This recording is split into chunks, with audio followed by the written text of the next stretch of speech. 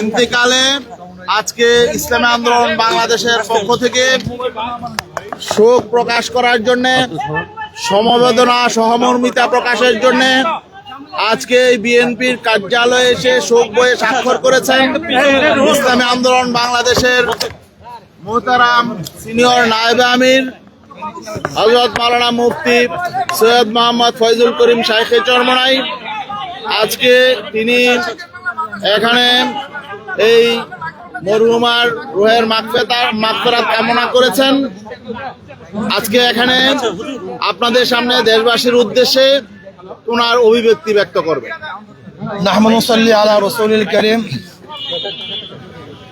আপনারা জানেন আমাদের বাংলাদেশের অভিভাবকের মধ্য থেকে একজন অভিভাবক আজকে দুনিয়া থেকে বিদায় হয়ে গেছে।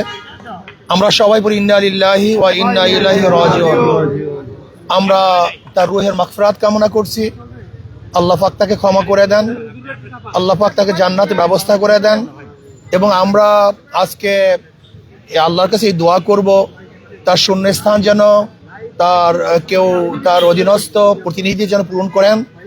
এবং আজকে আমাদের বাংলাদেশের মানুষ শোকাহত, একজন ভালো দেশপ্রেমিক, দীর্ঘদিন পর্যন্ত নেতৃত্ব দিয়েছেন। ওনার নেতৃত্বে বিএনপি আজও পর্যন্ত ঐক্যবদ্ধ ছিল। আমরা আশা করি ইনশাআল্লাহ হয়তোবা আরেকজন দেশপ্রেমিক দ্বারা আল্লাহ পাক রব্বুল আলামিন তার বাকি কাজগুলিকে সম্পূর্ণ করার ব্যবস্থা করবেন। কাজে আমরা তার জন্য দোয়া করি, আল্লাহ যেন তার জিন্দিগির সমস্ত পাপ এবং ভুল ত্রুটিগুলি গুনাহ খাতা আল্লাহ পাক ক্ষমা করে দেন। আল্লাহ আমাদের সবাইকে মাফ করে দেন। আসসালামু আলাইকুম ওয়া রাহমাতুল্লাহ।